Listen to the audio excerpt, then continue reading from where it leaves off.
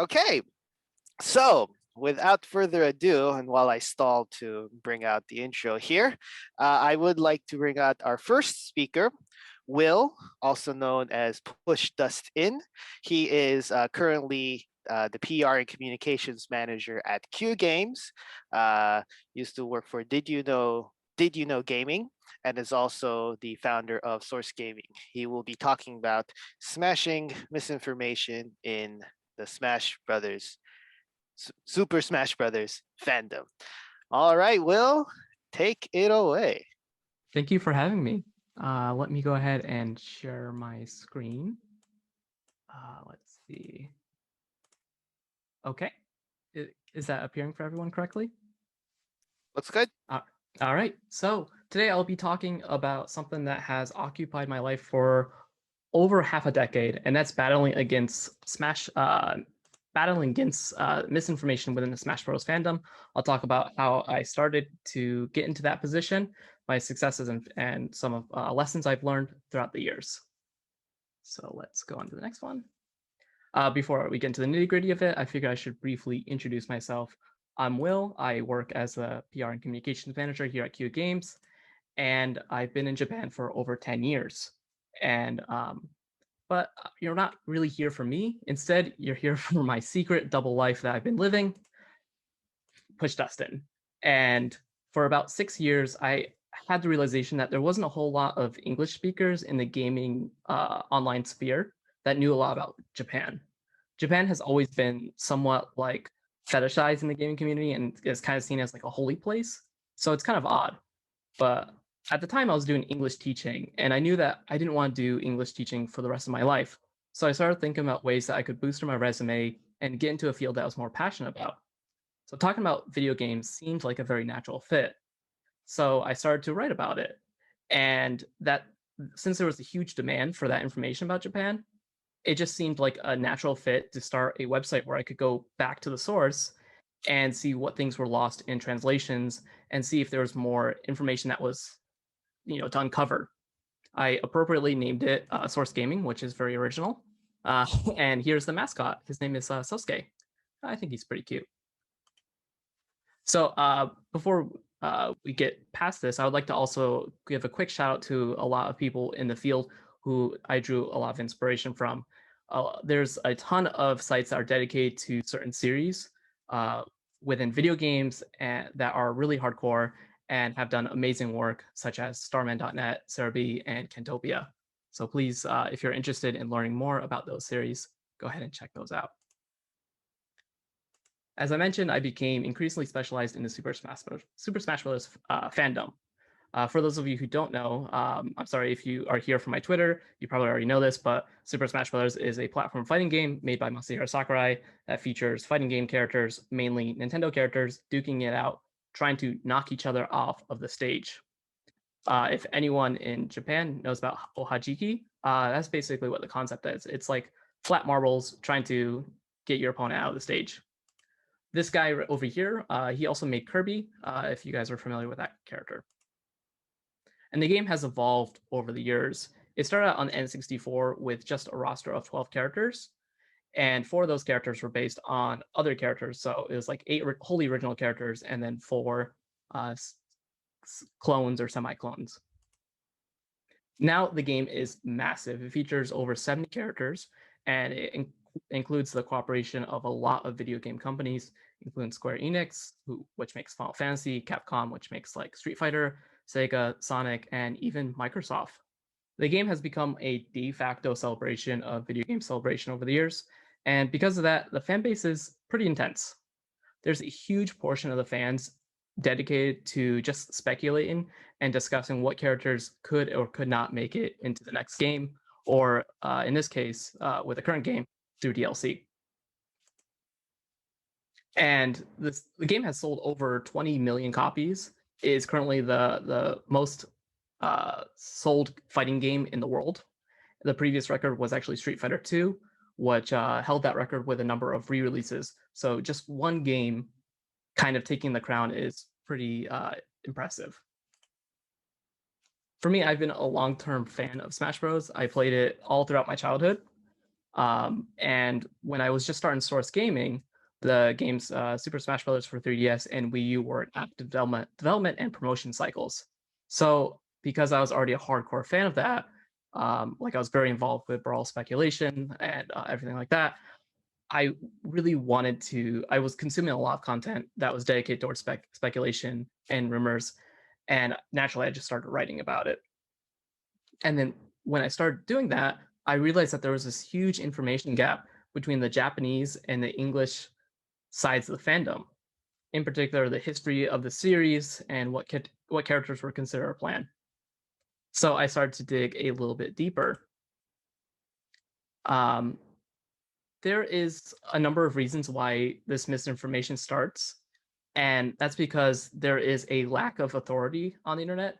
There's no god of information, and it's actually very, very difficult to confirm anything. There's a lot of people who have facts and a lot of people who feel different ways, and sometimes they'll mix opinions and facts. And it is very hard to know things because there's just so many components of one piece of information. But another reason why misinformation actually spreads is because there are some bad actors with agendas. Is that sometimes people kind of push a conversation in a way because they have something to gain. In the case of Super Smash Brothers, sometimes people will lie on the internet in an effort to try to make their character, the character that they would want in Smash, to be more plausible to other people. So they make up information to say like, oh yeah, this character is definitely a lock in for the next game, and I want more people to talk about it in an effort to try to get that character in the next game. So sometimes people will use this fake engagement to kind of create real engagement. Another reason why misinformation begins or spreads is because a lot of times people don't know that what they're spreading is actually false. This happens all the time. Sometimes you'll hear something from your friend and you'll just pass it along thinking that it's true, that your friend has done the research, when in fact they haven't. And one of the last reasons that I want to highlight in this section is that headlines can be really misleading.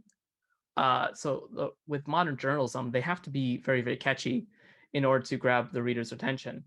But at the same time, a lot of people aren't actually reading full articles. They will just read this snippet of the article with a headline.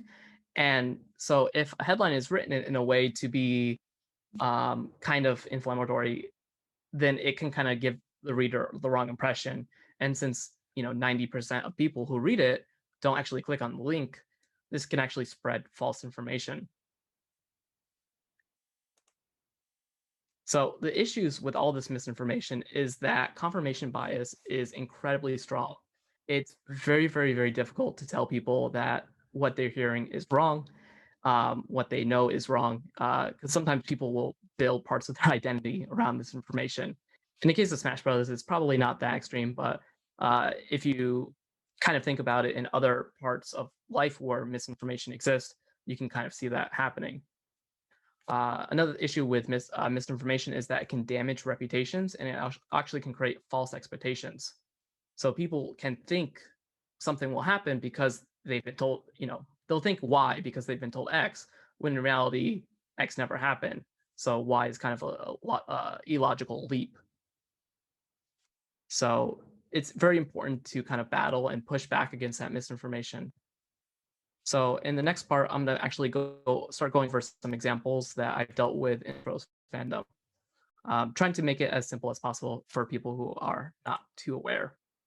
So the first example is that there was this piece of information that persisted on the internet for about 5 or 6 years before the validity of it was even questioned. There was a poster on a website called NeoGAF who claimed all this information about Melee and Brawl, saying that certain characters were considered a plan.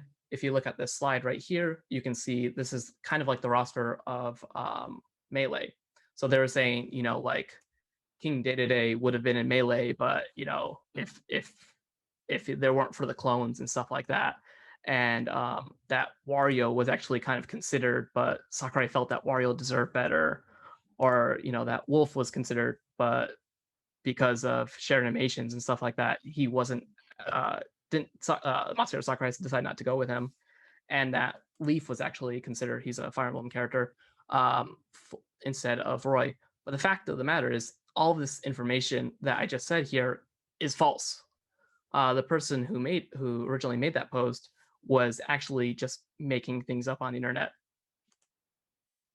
So I actually found the user who made the original post several years after he made that post, and he actually gave me this reply.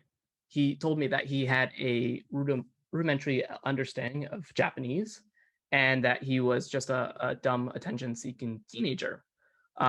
So he had some of his information was legitimate, but he mixed his own opinions, he mixed his own interpretation of the facts with real information, and because of that, it kind of created this ripple effect where everyone accepted that one post as information.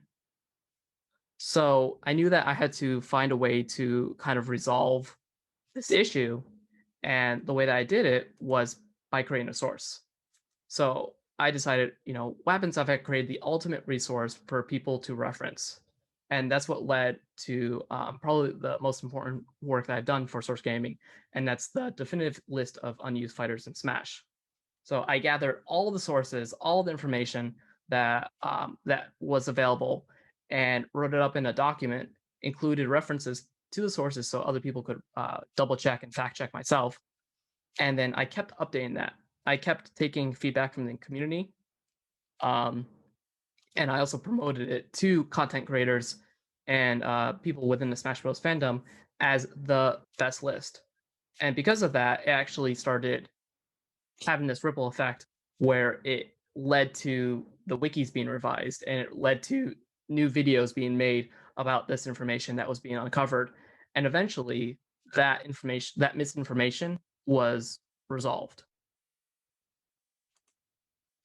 This next example actually goes over something a little bit less technical, and that's originally before I started Source Gaming, a lot of people believe that Super Smash Bros.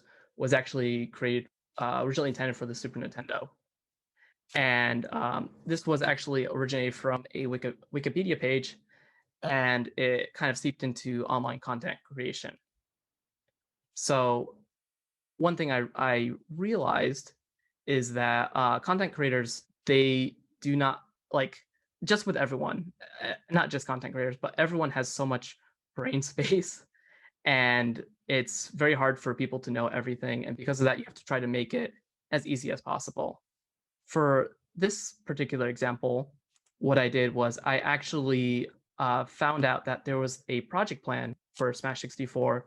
A piece of that information was published in one of Masahiro Sakurai's book, and so before this misinformation, that piece of information existed in the Japanese fandom 4 years before this misinformation started to seep through the English side. But I pulled out that original source, and I worked with Source Gaming to actually translate it into English and to do a full translation that people could bring forth and reference in their own conversations. So bringing those source documents whenever it's possible is very, very important. And eventually I started working, in this case, with Digital Gaming, and I helped them fact check their new Smash videos. And eventually I would join the team and work on bringing even more source documents into English for a lot of their content over the past year. This last example is actually very, very recent. It happened when I was making these slides, and I kind of decided to include it just because I wanted to show that the struggle against misinformation is kind of an ongoing battle, and is something that I'm still actively working on trying to address within the Smash Bros. Fandom. So the series director Masahiro Sakurai writes a bi-weekly column called "Think About the Video Games." And there's a website that gets their hands on these physical magazines early, so they kind of report on these summaries, and they're often usually incomplete, and they mix the person who posts it mix opinion and facts, and because of that, it can create a lot of misconceptions in the English speaking side. So this is the actual post. If you can read Japanese, you can read it real quick. But the main confusion that a lot of people had with the initial reporting was from that third line in the bold, where it's actually not in quotes. It's the author's kind of rundown summary of what was said, but because it was mixed within the quotes, people took it as fact. And sites who were using, just online translations, machine translations, they didn't realize that that wasn't part of the original article, that wasn't part of the original columns. So sites started reporting that, Masaru Sakurai is considering early retirement, which is completely false. Um, it's something that he has briefly thought about, but not something that he's planning on doing. And a lot of people took these reports in English as something that he is planning on doing. So I started to try to slow down the spread, introduce, some skepticism, and to try to get people to understand that, we should wait for the full column, we should wait for the full source, so that way we can get the full story and understand the full picture here. In this case, even the director himself even tweeted out to try to fix the confusion, but unfortunately, there's still some people who are still confused. So I found that a lot of people are using my posts and my corrections to try to fix those issues within the community. So actually battling misinformation, it takes a lot of effort and it takes a lot of resources. Documenting everything is a very lengthy process. It's probably no exaggeration that I spent well over 5,000 hours researching, translating, writing, and revising articles. I also spent some money to get these magazines and go to these events to try to build connections and stuff like that, so I can get more information so I could bring that into the Smash Bros fandom. I also tried to read every single interview that was ever conducted, and yeah. In addition, I also tried to raise awareness about the misinformation. It's very difficult to tell people what they know is wrong, and that actually is met with a lot of hostility sometimes. And so that could be kind of difficult to deal with, very stressful sometimes. And the most important thing, I think, for anyone who is trying to battle against misinformation is to remain consistent, because consistency creates credibility. Something that I definitely struggled with, and something that I work on myself, is being able to admit when you're wrong. And if you want to kind of create the society where you have these battles against misinformation, people have to admit that they're wrong. And it's not it's embarrassing, yeah, but it doesn't make you less of a person. Everyone should be trying their best. And then, as I mentioned before, building primary source materials is super important, because it allows these resources to kind of stand on their own, and allows something that the community can kind of own themselves. Proper documentation can also keep the community um, with content that can be easily referenced for their own future content. And it's always important to include sources as much as possible, because it allows people to look at those documents that you're creating and fact check it, and to address any mistakes or any mistranslations that might have occurred. So it's very important that you kind of keep and maintain these documents. And I have on screen 3 examples of those that I made with Source Gaming. For the next part, I really want to just mention this quote from Masaru Sakurai, where he mentions that specialists create the world. And that's something that I have kind of internalized a lot with my own work. I feel like people should try to become a specialist in something, and to try to become the person that knows everything, or the person that understands everything, so that way they can continue to enrich the lives of other people and continue to influence experts in other fields. And by doing so, you can push that medium forward.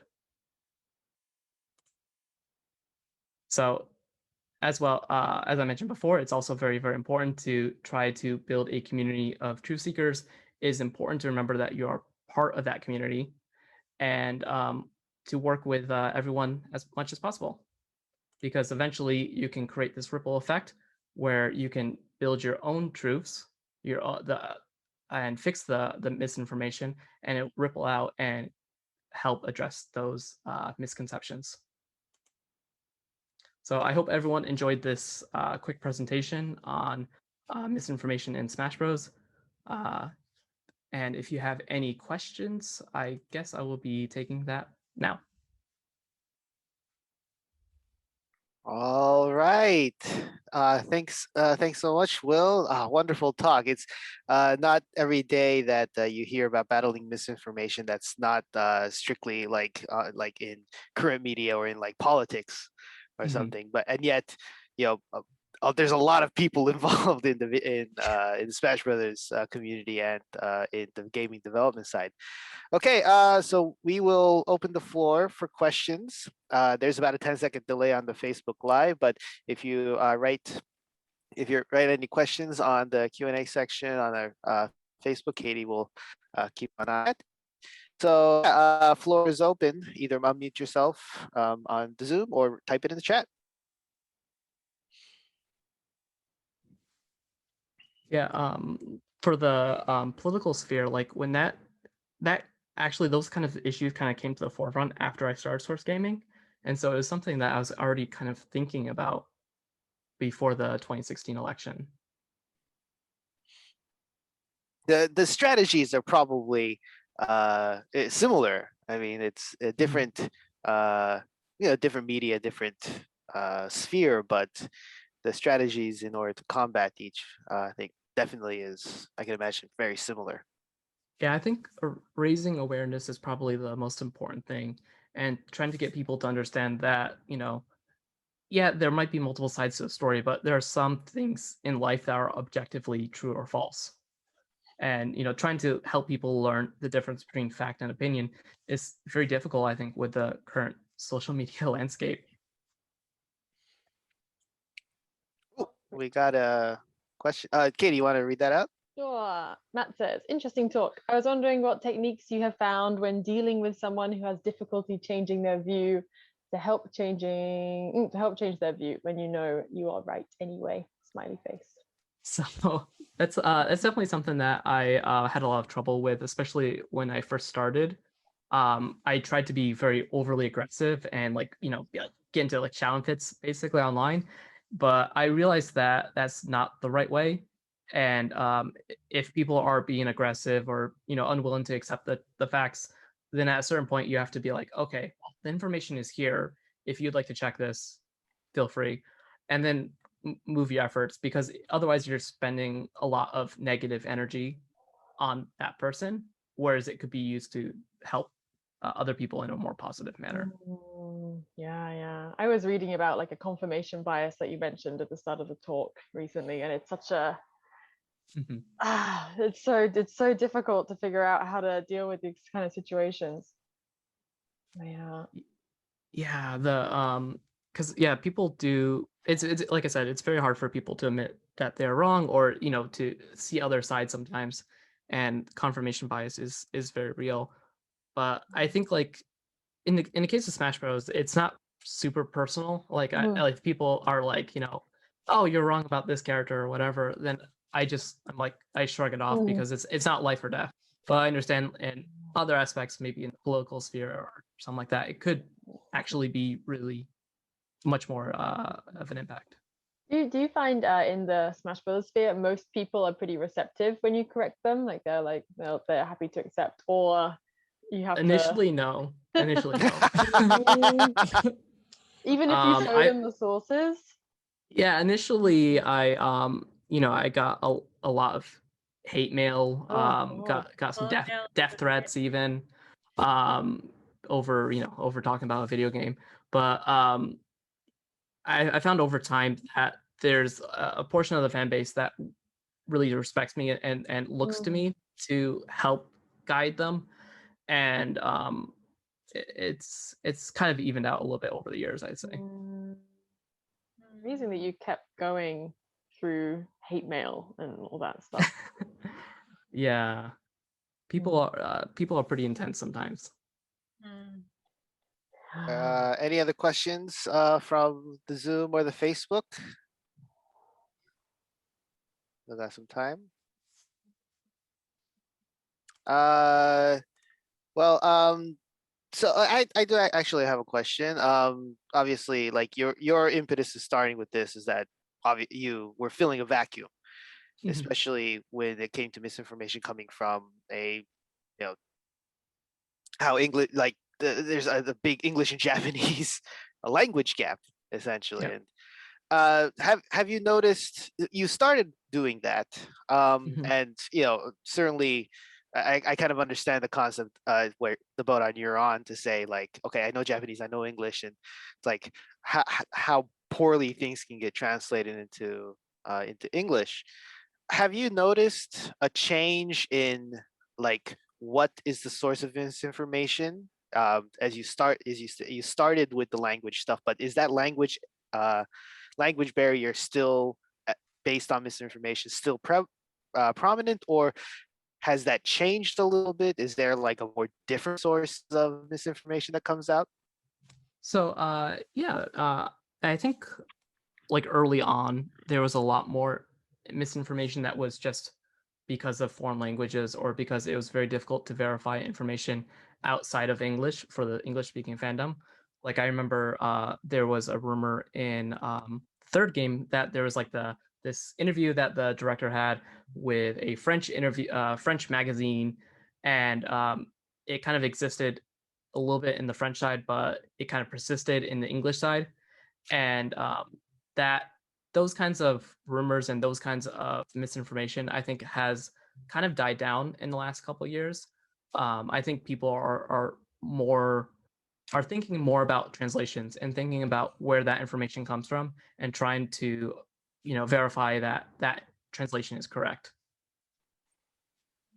And one thing that I constantly do with source gaming and on my own personal accounts is try to explain the nuances of languages. Like people are always very surprised to hear that, in Japanese that you can have sentences without pronouns. You can have sentences without plurals. It's very like a normal thing in Japanese, but in English, it's very hard for people who haven't studied languages to understand that. And so by telling people these differences between the languages and showing them, that, hey, this is one interpretation of the translation, and the actual meaning could be a little bit different.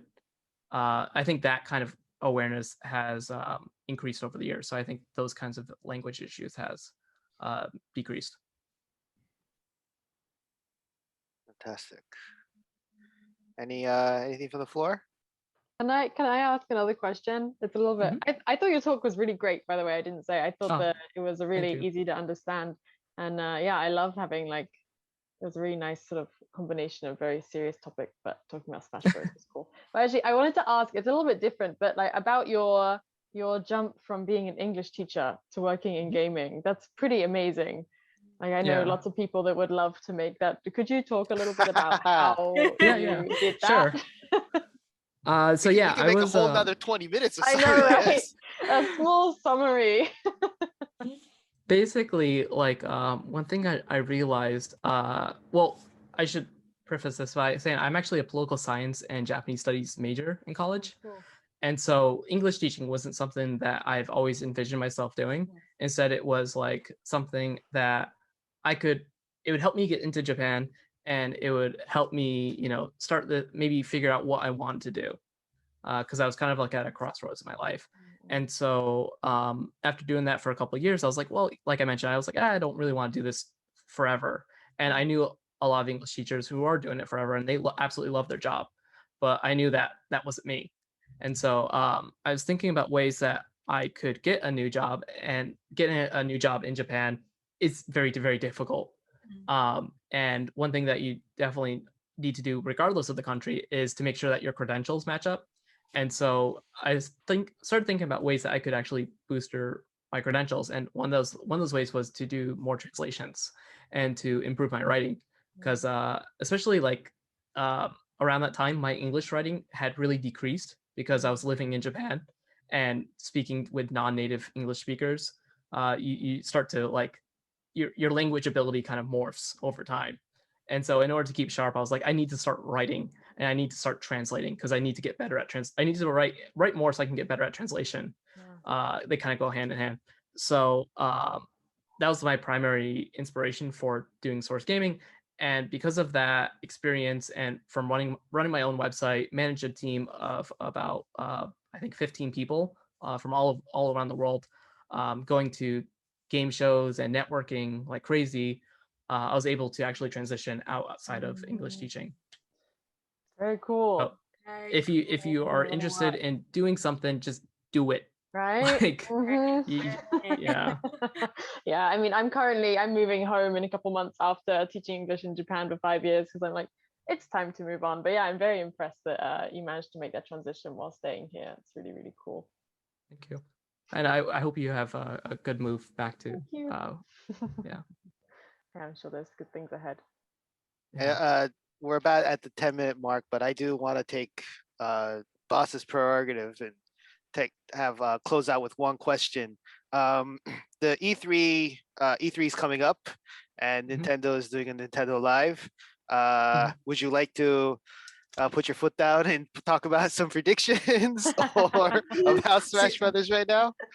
The issue with Smash Bros. Ultimate is that there's like there's so many characters, and every time I think every time the community knows and I think that we know what will happen next, it doesn't happen. So I feel like it's almost impossible to accurately predict, and there's so many different ways that can go, and hindsight will always be 2020. There's a lot of people now, for those familiar with Smash Bros, who are like, oh yeah, Sephiroth, of course he was going to be a character, like everyone should have seen that coming, but no one was talking about it. Like no one was imagining that would happen, and it happened, and he was revealed at the Game Awards just this year. And then Pyra and Mithra, they were like, oh yeah, that of course Xenoblade would get another rep in the DLC, but like no one was predicting it. So I've kind of like, I still enjoy talking about like what's possible, but I don't put any stock in what I think is actually going to happen because no one knows. It's exciting with bated breath at that presentation at 1 a.m. on a Thursday. Yeah, it's 1 a.m. All right. Well, okay, that's 10 minutes. It's a little bit over 10 minutes. Sorry about that.